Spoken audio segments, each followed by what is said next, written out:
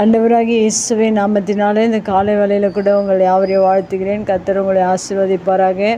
இந்த நாளிலே கூட 2 தெசலோனிக்கேயர் 3ஆம் அதிகாரம் 3ஆம் வசனத்தை கூட வாசித்து தியானிக்கலாம்.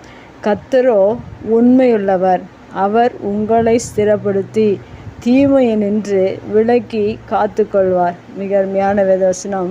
முதல் வார்த்தையில் கர்த்தரோ உண்மையுள்ளவர் என்று சொல்லப்பட்டிருக்கா. மெய்யாகவே நம்முடைய கர்த்தர் உண்மையுள்ளவராக இருக்கிறார்.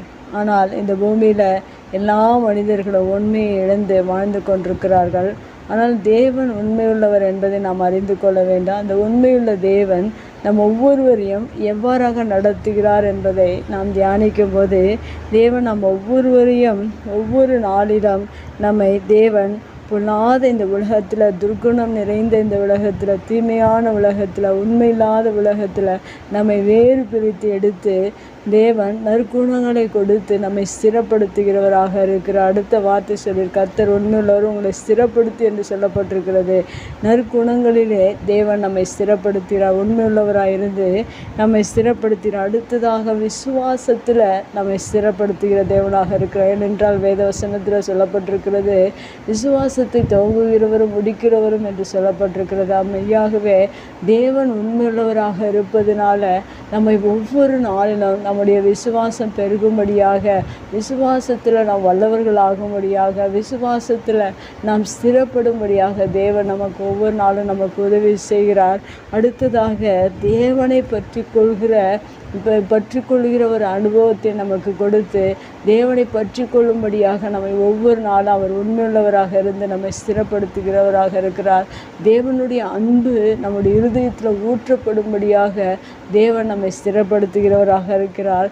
நாம் தேவனுக்காக எல்லாவற்றையும் பொறுமையாக இருக்க வேண்டும் என்று நம்மை ஸ்திரப்படுத்துகிற உண்மையுள்ளவராக நம்முடைய வாழ்க்கையில் இருந்து இந்த காரியங்களில் எல்லாம் தேவன் செய்து கொண்டிருக்கிறார். நம்முடைய தேவன் உண்மையுள்ளவராக இருந்து இப்படிப்பட்ட ஆவிக்குரிய நற்குணங்களையும் நற்கிரியைகளையும் விசுவாசத்தையும் பொறுமையும் அன்பையும் தேவன் கொடுத்து நம்மை ஒவ்வொரு நாளும் ஸ்திரப்படுத்துகிறார்.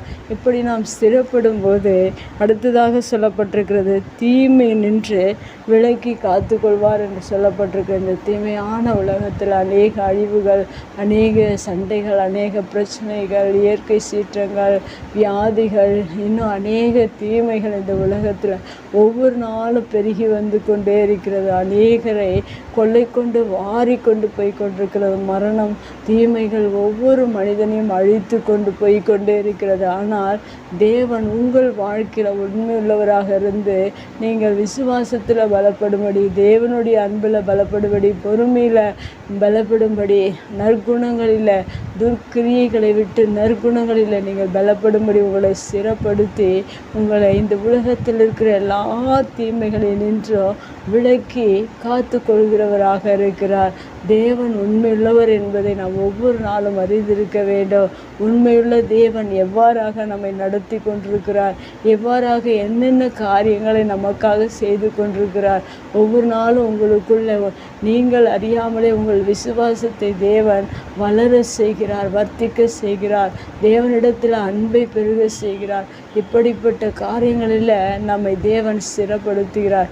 எந்த ஒரு மனிதனை ஸ்திரப்படுத்த முடியாது. அநேக வேதனையான சொற்களை சொல்லி மனமுடைந்து போகும்படியான வார்த்தைகளை பேசுகிற அநேக மனிதர்கள் வாழ்கிற இந்த உலகத்தில் தேவன் நமக்காக உண்மையுள்ளவராக இருந்து நம்மை தேவ அன்பிலும் பொறுமையிலும் நற்குணத்திலும் விசுவாசத்திலும் நாம் ஸ்திரப்பட்டு எல்லா தீமைகளும் இந்த உலகத்தில் வருகிற எத்தனையோ தீமைகள் உண்டு, எல்லா தீமைக்கும் உங்களை விலக்கி காத்து கொள்கிறவராக இருக்கிறார். மெய்யாகவே தேவன் உண்மையுள்ளவர். மனிதர்கள் உண்மையை எழுந்து வாழ்ந்தாலும் நம்முடைய தேவன், நீங்கள் ஆராதிக்கிற தேவன், நான் ஆராதிக்கிற தேவன் உண்மையுள்ளவராக இருந்து இந்த வேத வசனத்தின் பிரகாரம் நம்மை எல்லா தீமைக்கு விலக்கி காத்து கொள்வார். கண்களை மூடி செபிக்கிறார்கள். அன்பு தகப்பனே, இந்த அருமையான வார்த்தைக்காக நன்றி செலுத்துகிறோம். நீர் உண்மையுள்ளவர் என்பதை எங்கள் வாழ்க்கையில் நாங்கள் உணர்ந்து ஒவ்வொரு நாளிலும் நீர் எங்களை நடத்துகிற விதம், எங்களுடைய வாழ்க்கை ஆவிக்குரிய ஆசீர்வாதங்கள், தேவனுடைய அன்பு, விசுவாசம், பொறுமை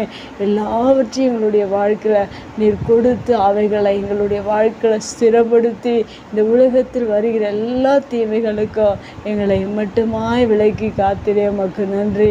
உடைய வார்த்தை கேட்கிற ஒவ்வொரு உள்ளத்தில் இப்படிப்பட்ட அனுபவங்களை, அவருடைய ஆவிக்குரிய வாழ்க்கையில் இப்படிப்பட்ட அனுபவங்களை நீர் கொடுத்து நீர் ஆசீர்வதித்து எல்லா தீமைக்கும் நீர் இந்த புதிய நாளிலே நீர் விலக்கி காத்துக்கொள்ளும்படியாய் நாங்கள் செபிக்கிறோம். இயேசுவின் நாமத்தில் ஜெபம் நல்ல பிதாவே, ஆமென்.